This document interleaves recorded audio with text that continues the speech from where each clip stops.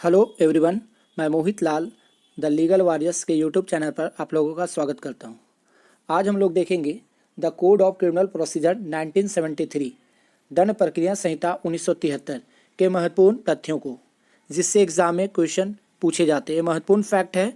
ये वीडियो का पहला पार्ट होगा जिसमें क्वेश्चन नंबर 1 से लेकर 25 तक दिया गया है।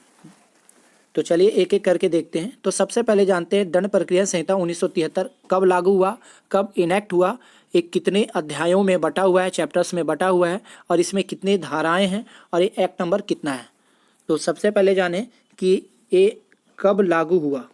तो ये कब लागू हुआ, कब इनेक्ट हुआ, सबसे पहले देखें तो इनेक्ट हुआ 25 जनवरी 1974 को। 25 जनवरी 1974 को ये इनेक्ट हुआ, यानी राष्ट्रपति का स्वीकृति मिला ना 25 जनवरी 1974 को। दूसरा क्वेश्चन बनता है ये दंड प्रक्रिया संहिता लागू कब हुआ। तो ये लागू हुआ 1 अप्रैल 1974 को। 1974 को ये लागू हुआ। अब इससे क्वेश्चन बनता है कि एक्ट नंबर कितना है। तो 1974 का एक्ट नंबर है 2, act number 2 of 1974, act number 2 है ये। दूसरा 1974 का अधिनियम संख्यांक 2 है, ठीक है। और इसमें कुल कितने चैप्टर्स हैं, तो कुल चैप्टर्स है इसमें 37। 37 अध्यायों में बटा हुआ है सीआरपीसी। इसमें कुल सेक्शंस है 484 धाराएं हैं। चलिए अब एक एक करके फैक्ट को देखते हैं हम लोग। सबसे पहले ये अध्याय 1 प्रारंभिक 1 से 5 तक, यानी धारा 1 से 5 तक जितना क्वेश्चन बन सकता है ये वीडियो में दिया गया है। हाँ, ये वीडियो का पहला पार्ट होगा, दूसरा पार्ट बहुत जल्द ही आएगा। तो देखते हैं 1 से 25 तक पहला पार्ट। तो पहला क्वेश्चन है फैक्ट के रूप में कि दंड प्रक्रिया संहिता 1973 किस दिनांक से प्रभावित हुई, यानी ये कब लागू हुआ। तो अभी पहले बता चुके हैं ये कब लागू हुआ। तो 1 अप्रैल 1974 को। एक सीआरपीसी कब लागू हुआ, 1 अप्रैल 1974 को। दूसरा क्वेश्चन है दंड प्रक्रिया संहिता 1973 को राष्ट्रपति द्वारा स्वीकृति कब प्राप्त हुई। ये जो इनेक्ट हुआ था ना, ये 25 जनवरी 1974 को, इसी दिन राष्ट्रपति द्वारा स्वीकृति भी मिला था, 25 जनवरी 1974 को। तीसरा है आपराधिक विधि संशोधन अधिनियम 2013। आपराधिक विधि संशोधन अधिनियम 2013 प्रवृत्त हुआ, कब इन्फोर्स हुआ। 3 फरवरी 2013 से इन्फोर्स हुआ था। कौन, आपराधिक विधि संशोधन अधिनियम 2013 कब प्रवृत्त हुआ, कब इन्फोर्स हुआ, 3 फरवरी 2013 से। नेक्स्ट चौथा है दंड प्रक्रिया संहिता की मुख्य विशेषता है। तो इसकी मुख्य विशेषता क्या है। इसकी मुख्य विशेषता न्यायपालिका को कार्यपालिका से पृथक करना, यानी अलग करना। न्यायपालिका को कार्यपालिका से पृथक करना, जुडिशियरी को एग्जीक्यूटिव से पृथक करना, सेपरेशन। हाँ, इसका प्रावधान इंडियन कॉन्स्टिट्यूशन की अनुच्छेद 50 में, यानी आर्टिकल 50 में कार्यपालिका को न्यायपालिका से पृथक किया गया है। जब अनुच्छेद 50 पढ़िएगा, संविधान के अनुच्छेद 50 में दिया गया है कि कार्यपालिका से न्यायपालिका का पृथक्करण, separation of executive and judiciary. Next और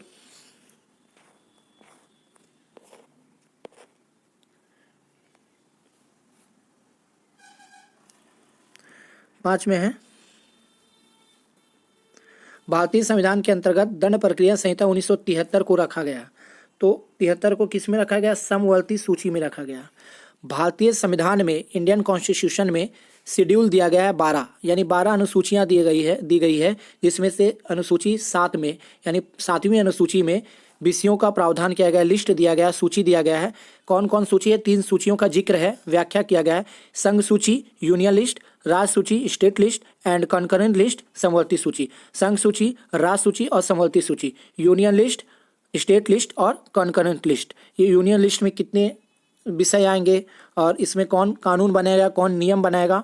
तो संघ सूची जो है ना, उसमें नियम या कानून बनाने की शक्ति केंद्र को होती है। राज्य सूची में राज्य सरकार उस पर कानून या नियम बना सकती है। और समवर्ती सूची में, यानी कंकरेंट लिस्ट में कौन कानून बना सकता है, राज्य और केंद्र दोनों कानून बना सकती है। तो यहाँ क्वेश्चन है भारतीय संविधान के अंतर्गत सीआरपीसी को रखा गया है, किस सूची में रखा गया, कंकरेंट लिस्ट में रखा गया, समवर्ती सूची। मतलब सीआरपीसी में केंद्र भी संशोधन कर सकती है और राज्य भी संशोधन कर सकती है। राज्य भी अपना कानून बना सकती है सीआरपीसी पर और केंद्र भी बना सकती है। चलिए नेक्स्ट और बढ़ते हैं जल्दी से।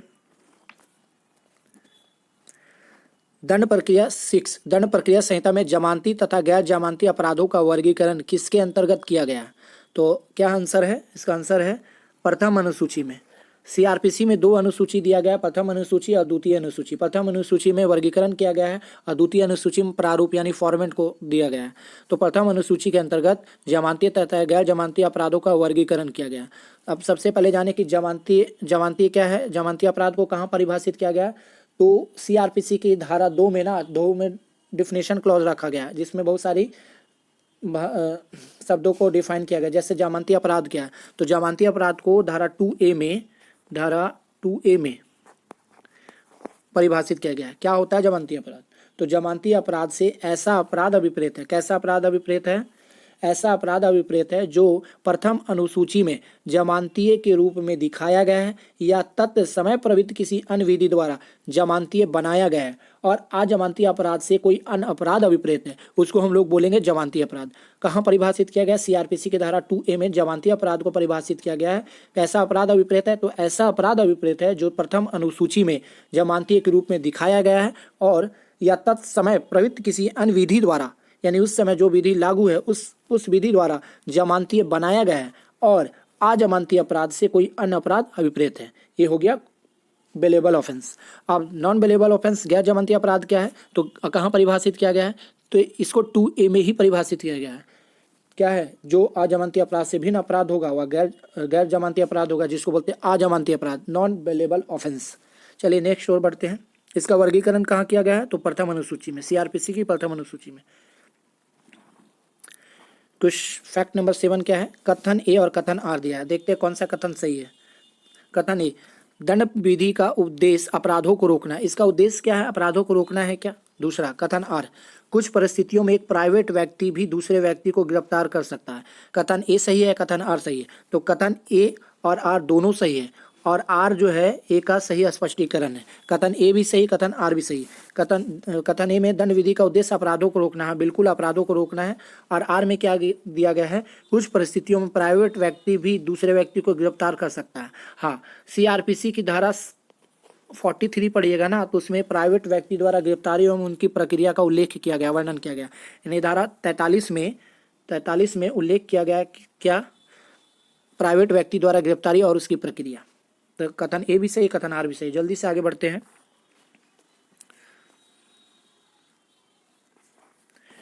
कथन ए, कथन आर, 8 में भी कथन ए है, कथन आर है।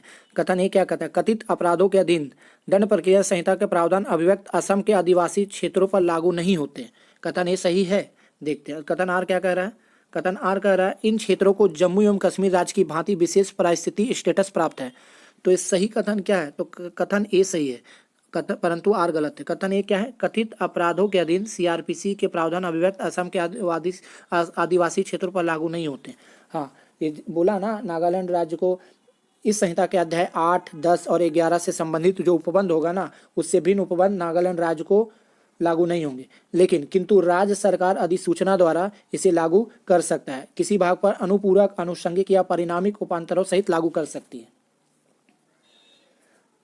चलिए, तो कथन ए सही है। नेक्स्ट और बढ़ते हैं। 9, दंड प्रक्रिया संहिता सीआरपीसी के अध्याय 8, 9, 11 को छोड़कर, ये 8, 9, 11 नहीं होगा, यहाँ गलती लिख दिया गया है। 8, 10 और 11, 9 नहीं होगा, 8, 10 और 11 यहाँ पे 9 नहीं 10। सीआरपीसी के अध्याय 8, 10, 11 को छोड़कर इसके प्रावधान निम्न में से कहाँ लागू नहीं होंगे? तो नागालैंड राज्य में लागू नहीं होंगे। 8, 10, 11। 10 में है, दंड प्रक्रिया संहिता 1973 में संशोधन किया जा सकता है।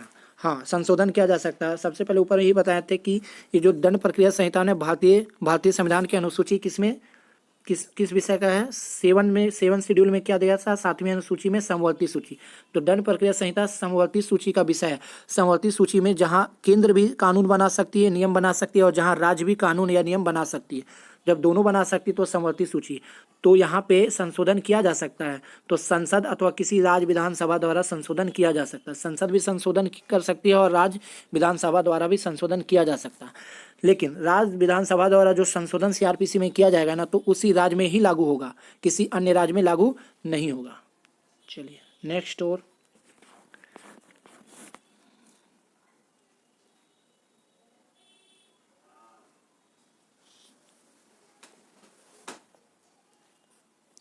11 जमानती अपराध कौन से हैं? जमानती अपराध कौन से हैं? तो 2A में जमानती अपराध को परिभाषित किया गया था।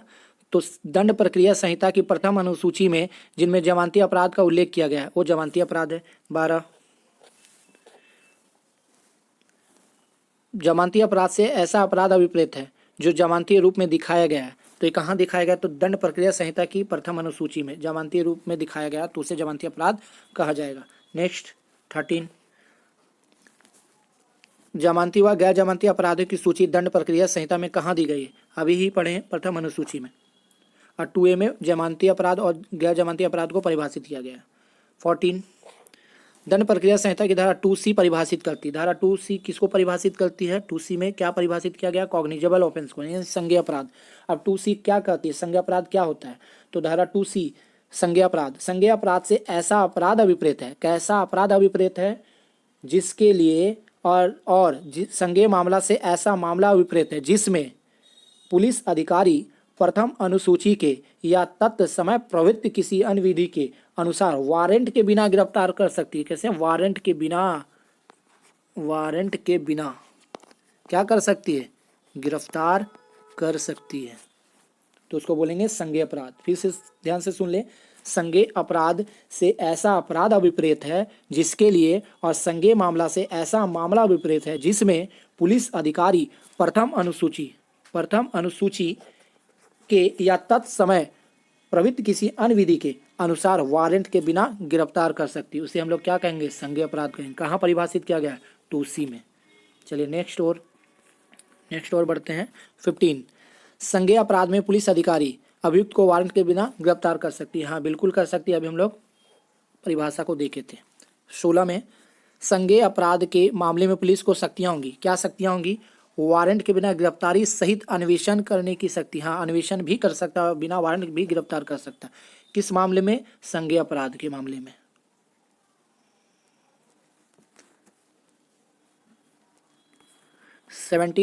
17 परिवाद का सबसे आवश्यक तत्व है। क्या आवश्यक तत्व है? किसी अपराध के कार्य होने का भी कथन जिस पर कार्रवाई अपेक्षित है। हाँ सबसे आवश्यक तत्व। अच्छा ये परिवाद को कहाँ परिभाषित किया गया?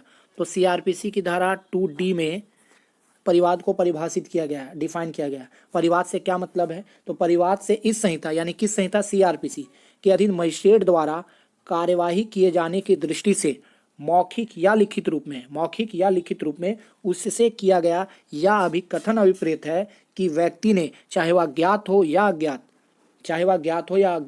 अपराध किया है किंतु इसके अंतर्गत पुलिस रिपोर्ट नहीं है, तो उसको हम लोग क्या कहेंगे?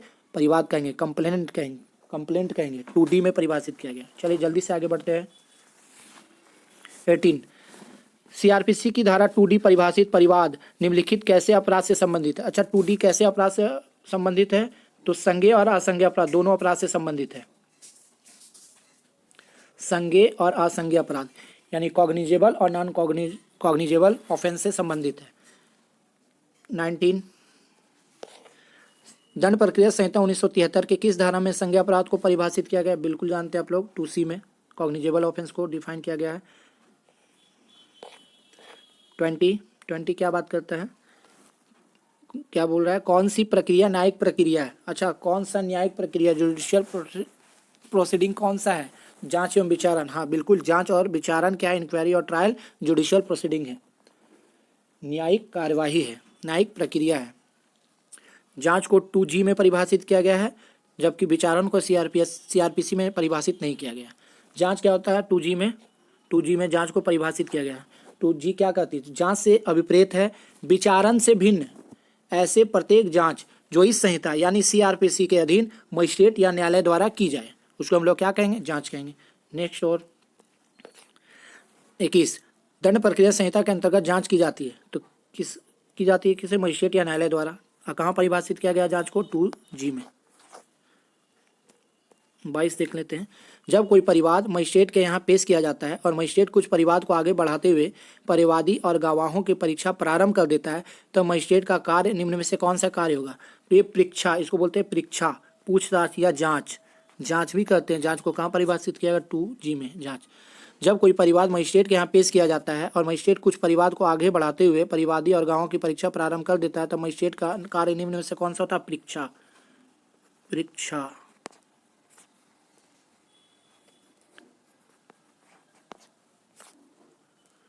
नेक्स्ट और 23 में मिलान देख लेते हैं।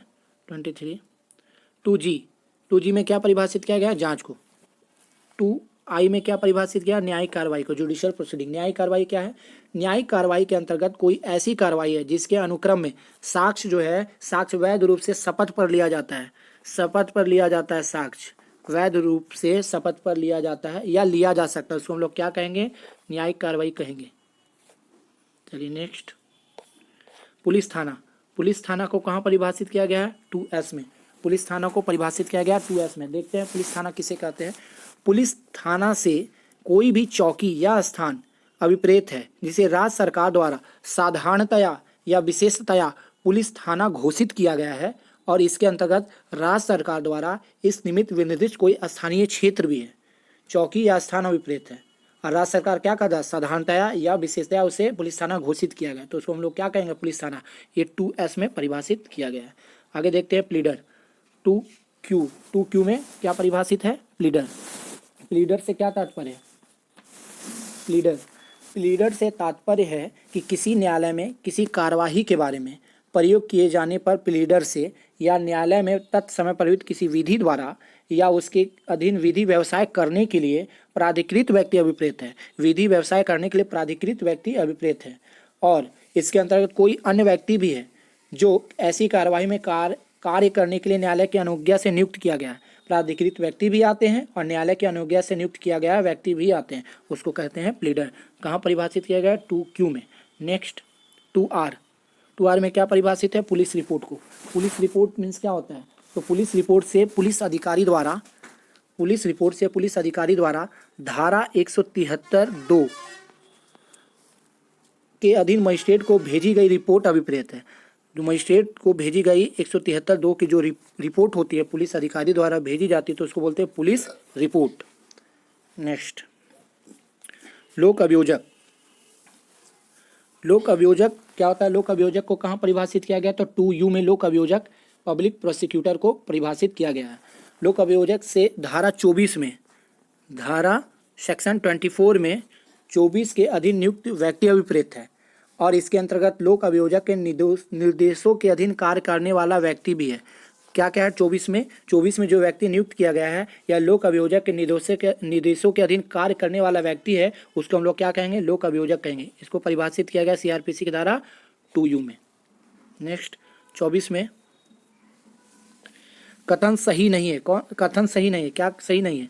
कथन सही नहीं। जांच एक न्यायिक कार्रवाई नहीं है। जांच एक न्यायिक कार्रवाई है। जांच क्या है? न्यायिक कार्रवाई।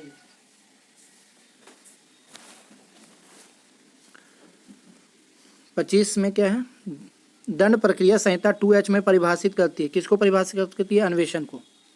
2H किसको परिभाषित करती है? अन्वेषण को, इन्वेस्टिगेशन को। इन्वेस्टिगेशन क्या होता है? 2H में क्या परिभाषा दिया गया?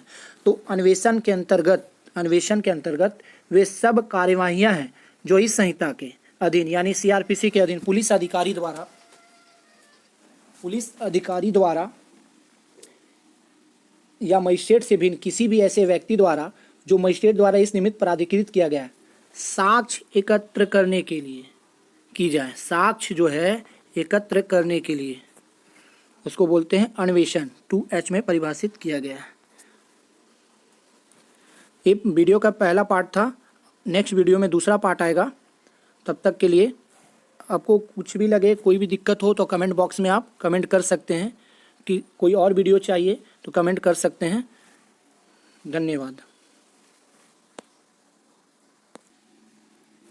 आप लोगों को अगर PDF चाहिए तो हमारे डिस्क्रिप्शन में, यूट्यूब इस चैनल के डिस्क्रिप्शन में द लीगल वॉरियर्स के नाम टेलीग्राम चैनल है, उसको आप ज्वाइन कर सकते हैं। लिंक दे दिया गया है। आप लिंक में जाइएगा और ज्वाइन कीजिए टेलीग्राम चैनल, वहाँ पे आप लोगों को इसका PDF मिल जाएगा। चैनल को सब्सक्राइब कीजिए और शेयर कीजिए। Thank you.